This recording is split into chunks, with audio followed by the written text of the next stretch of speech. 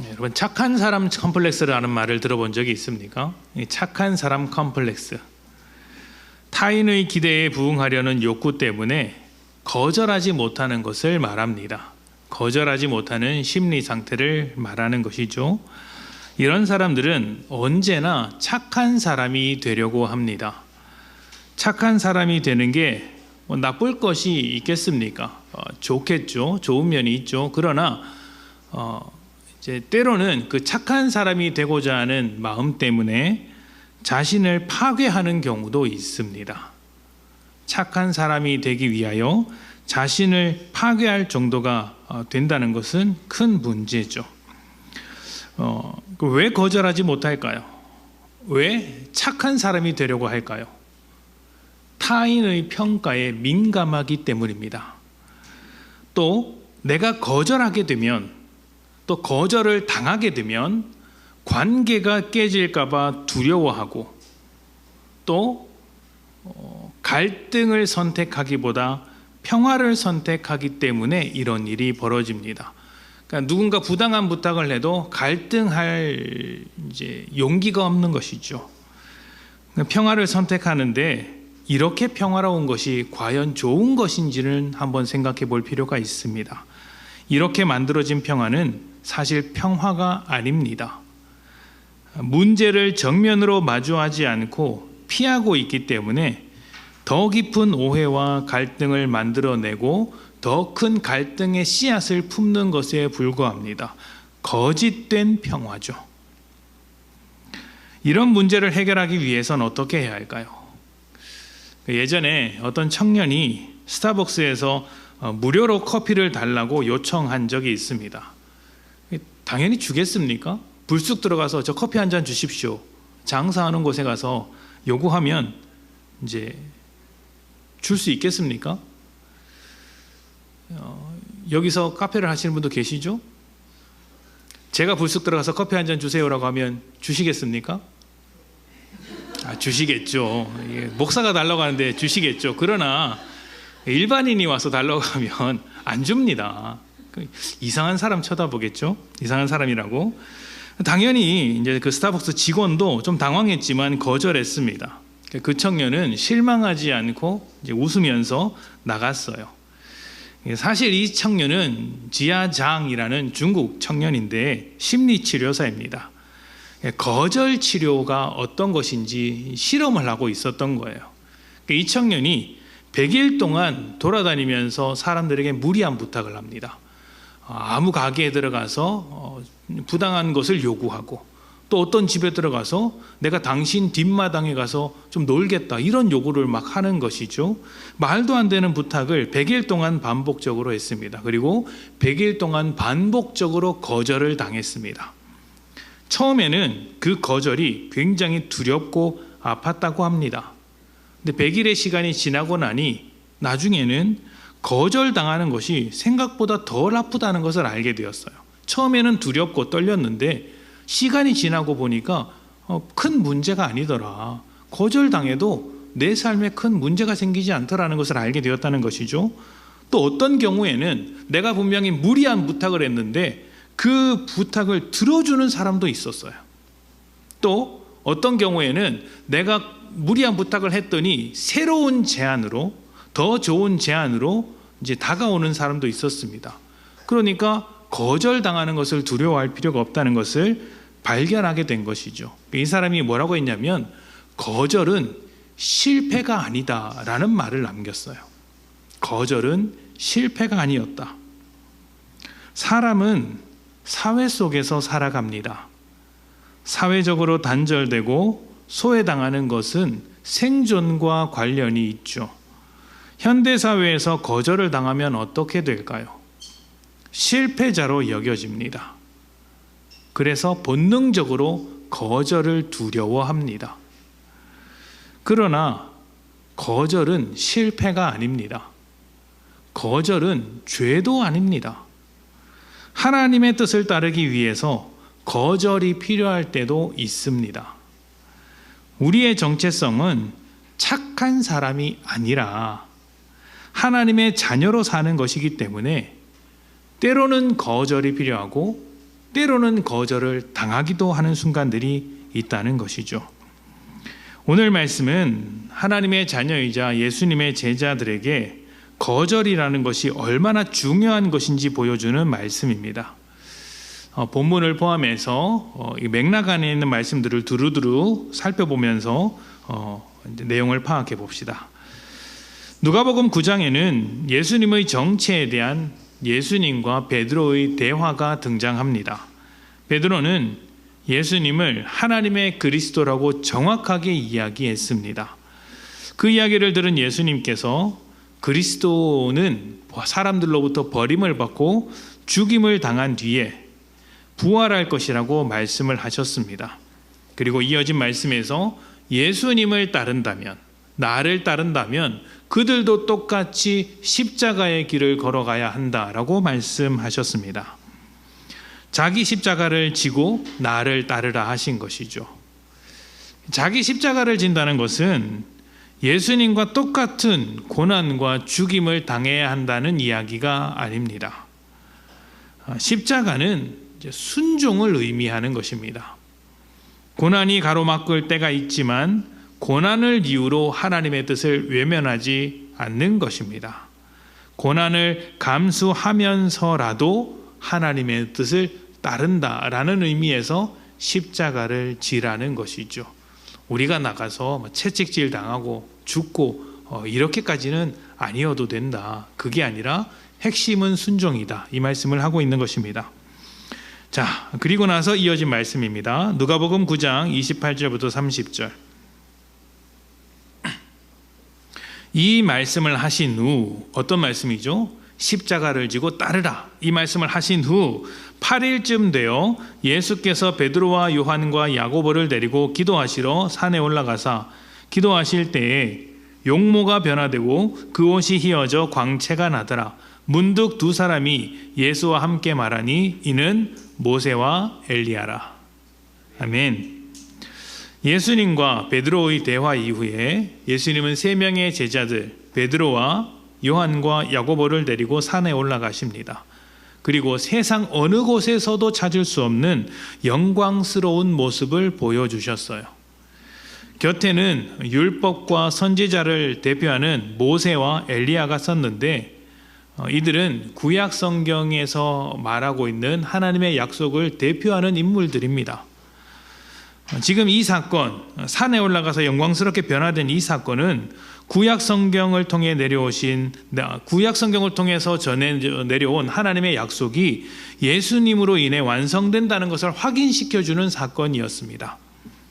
자, 그런데 우리가 주목해야 하는 것은 영광스러운 모습으로 빛나게 되신 이유입니다. 영광스러운 모습을 보여주신 이유가 무엇이냐 하는 것이죠. 왜일까요? 앞에서 예수님이 십자가의 길을 제시하셨기 때문입니다. 십자가는 로마에서 정치범들에게 내리는 사형 제도였습니다.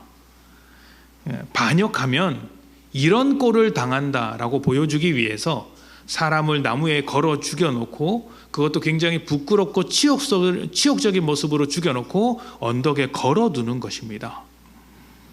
그래서 오고 가는 사람들이 그 장면을 많이 보게 되죠. 아, 로마는 두려운 존재구나. 로마에 반역해서는 안 되는구나. 이렇게 전시하기 위해서 사용된 사형 제도가 십자가입니다. 게다가 유대인의 율법, 구약 성경의 율법에 따르면 나무에 달려 죽은 자는 하나님께 저주를 받은 것이라는 말씀이 있습니다. 그래서 십자가에 달렸다는 것은 로마의 관점으로 볼 때도 그렇고 유대인의 관점에서 볼 때도 완벽한 실패였습니다.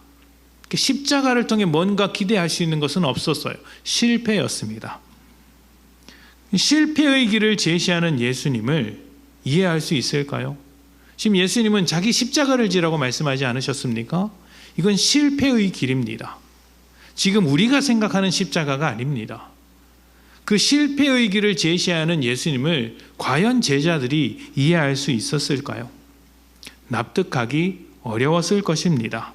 그래서 예수님이 자신의 영광스러운 모습을 보여주셨던 것입니다. 이 모습을 보여주심으로 십자가의 길이 실패가 아니라 하나님 나라를 완성하는 길이라는 점을 분명히 해주신 것이죠. 그런데 문제는 여기서부터 시작됩니다. 예수님의 영광스러운 모습을 본 베드로는 그 영광스러움에 취해버린 것입니다. 하나님의 영광에 취한 것이라면 문제가 되지 않습니다. 그 영광을 바라보며 십자가를 쫓아갈 테니까. 하지만 베드로는 하나님의 영광이 아닌 다른 영광을 보았습니다. 그 빛나는 모습을 보고 다른 영광을 보았습니다. 어떤 영광일까요? 그러니까 뒤에 나오는 말씀에서 나옵니다. 누가복음 9장 46절부터 48절. 제자 중에 누가 크냐 하는 변론이 일어나니 예수께서 그 마음에 변론하는 것을 아시고 어린아이 하나를 데려다가 자기 곁에 세우시고 그들에게 이르시되 누구든지 내 이름으로 이런 어린아이를 영접하면 곧 나를 영접함이요 또 누구든지 나를 영접하면 곧 나를 보내신 이를 영접함이라. 너희 모든 사람 중에 가장 작은 그가 큰 자니라. 아멘. 베드로가 추구한 영광의 정체가 누가 크냐라는 말 속에 담겨 있습니다. 누가 더 훌륭한지, 누가 더 자격이 있는지 비교하는 것입니다. 여기에 무엇이 생겨나겠습니까? 경쟁이 생겨납니다. 경쟁이 시작되면 은혜는 사라지고 성과만 남습니다. 하지만 하나님의 나라는 어떤 곳이죠? 은혜를 누리는 곳입니다. 베드로가 쫓아가던 영광의 정체가 무엇입니까? 그 성과로 가득한 세상이었어요. 사실 이런 모습들이 교회 안에 많습니다. 누가 더 충성했는가? 누가 더 오래 다녔는가? 누가 더 헌신했는가? 누가 더 잘 알고 있는가?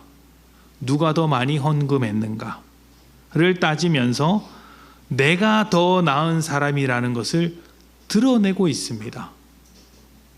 때로는 축복을 받기 위한 근거로서 자신의 열심과 헌신을 내세울 때도 있습니다. 이만큼 했으니 이만큼은 주셔야죠. 저 사람보단 내가 열심히 했으니 하나님 알아주셔야 라고 합니다. 하나님께 인정을 받든 목사나 성도에게 인정을 받든 해야 합니다. 나보다 못한 사람이 축복을 받으면, 인정을 받으면 그렇게 불편할 수가 없습니다. 왜 그럴까요?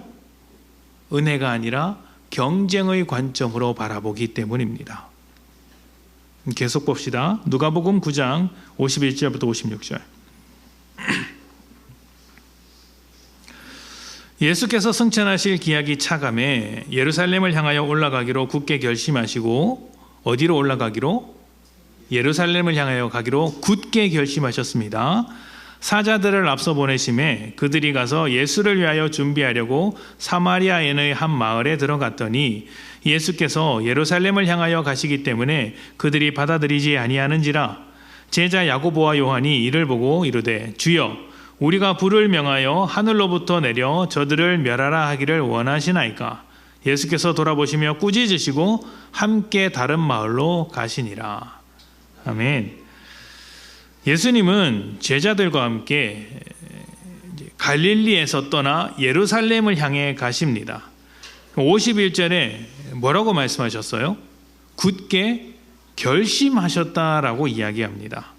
이것은 예루살렘에서 일어날 십자가 때문에 그런 것입니다.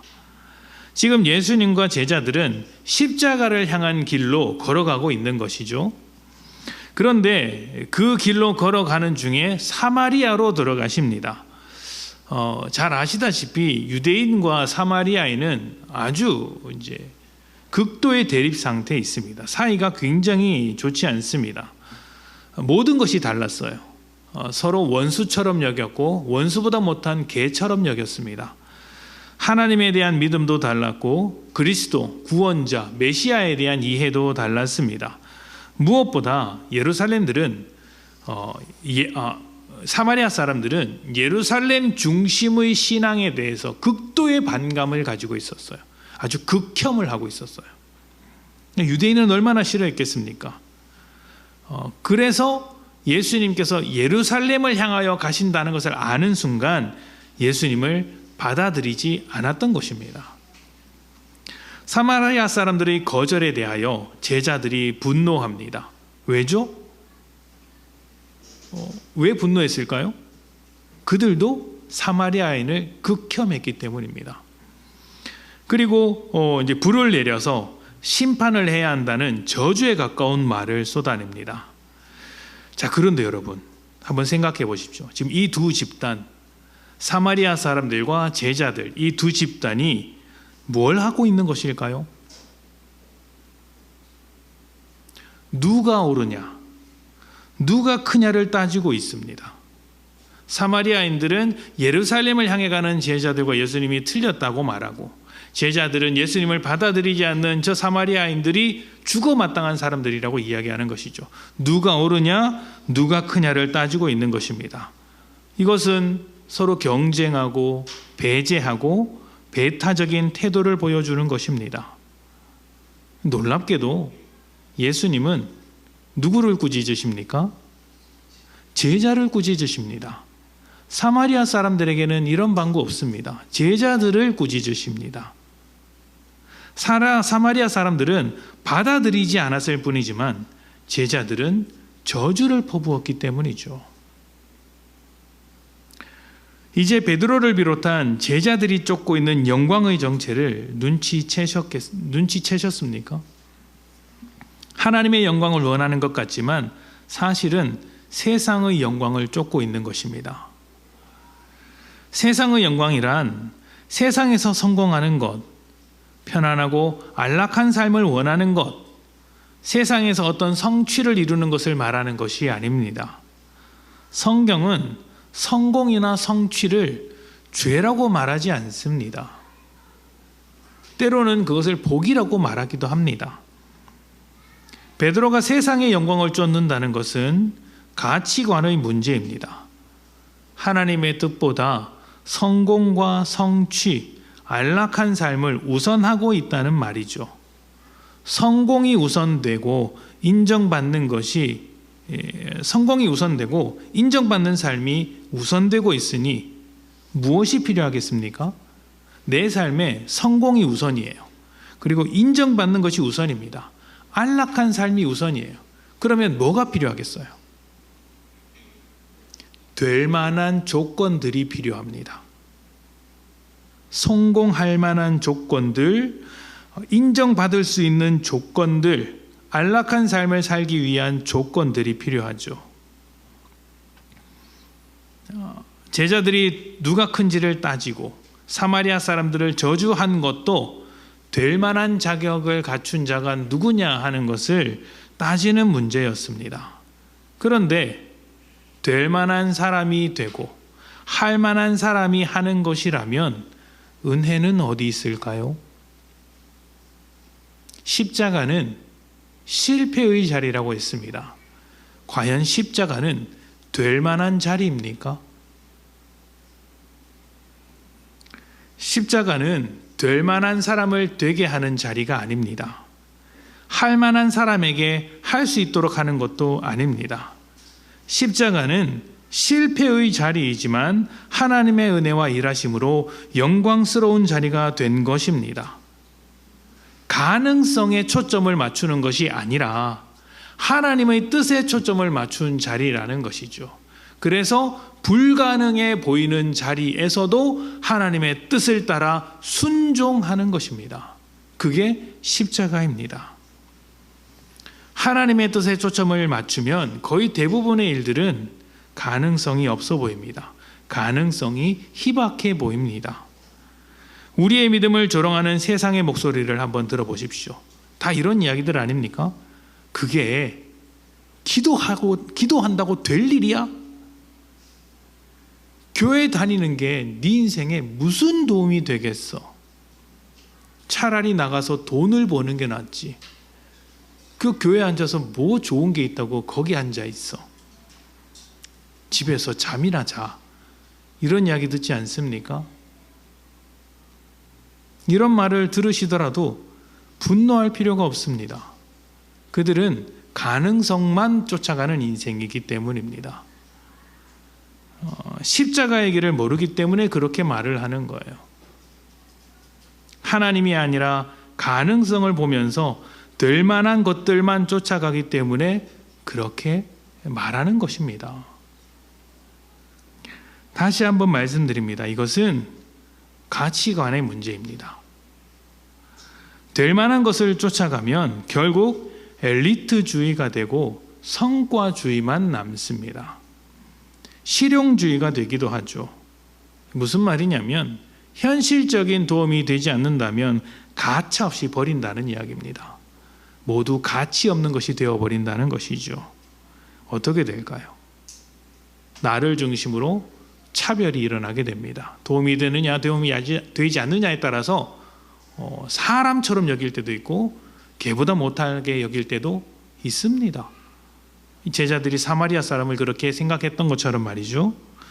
또 배제하고 배타적인 태도가 만연하게 됩니다.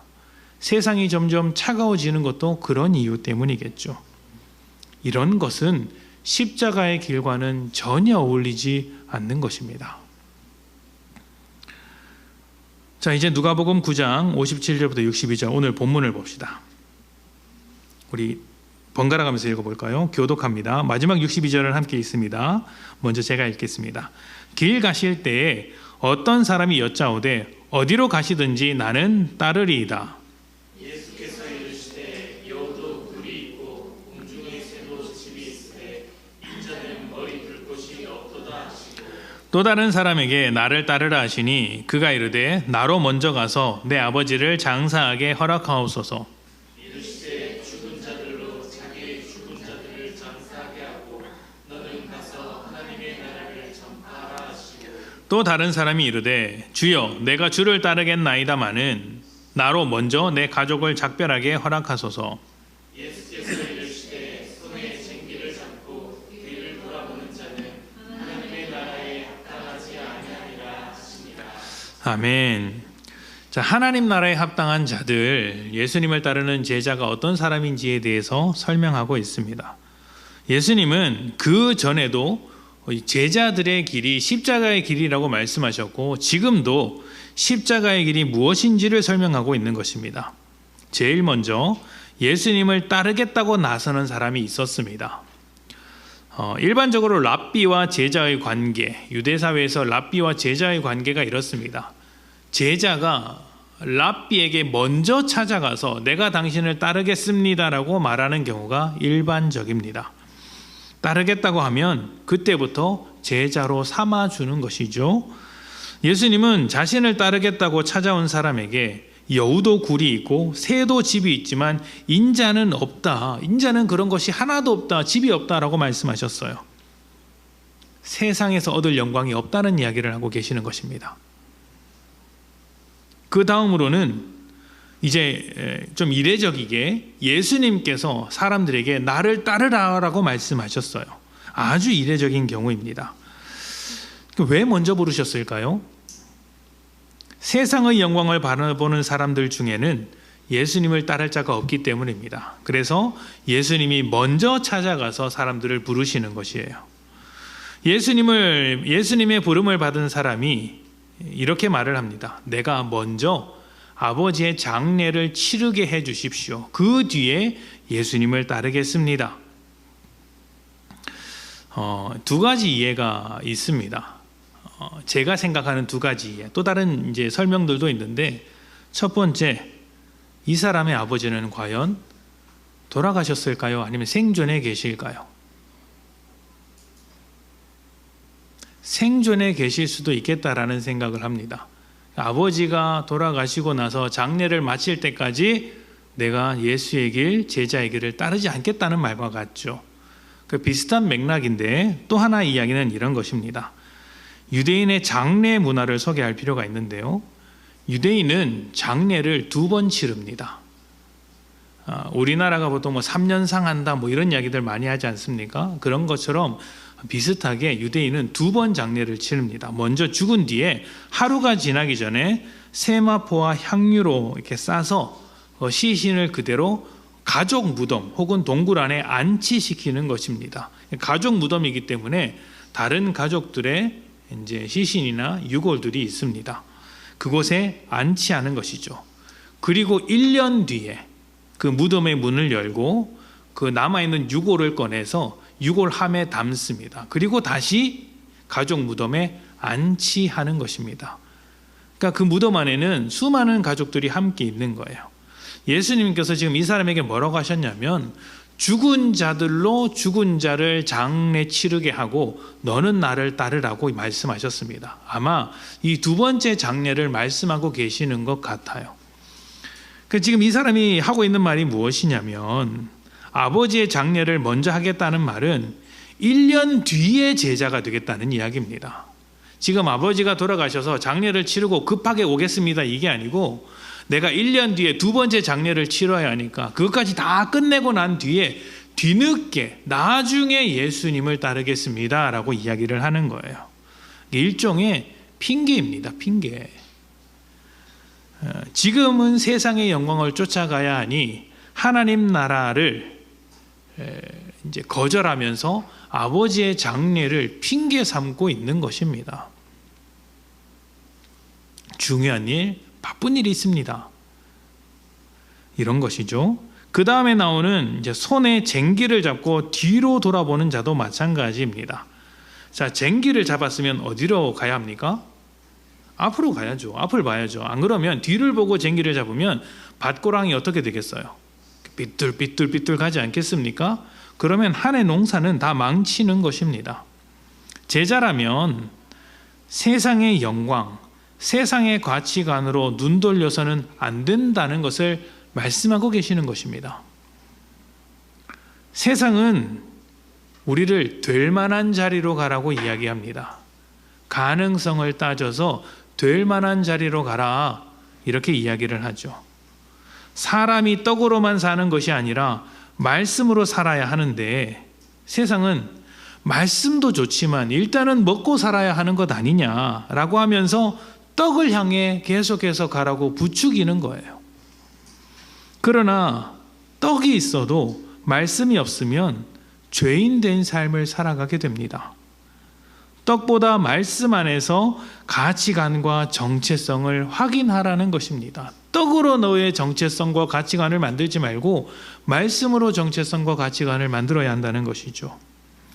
제자는 될 만한 자리, 즉 세상의 영광을 쫓아가라는 이러한 요구를 거절합니다.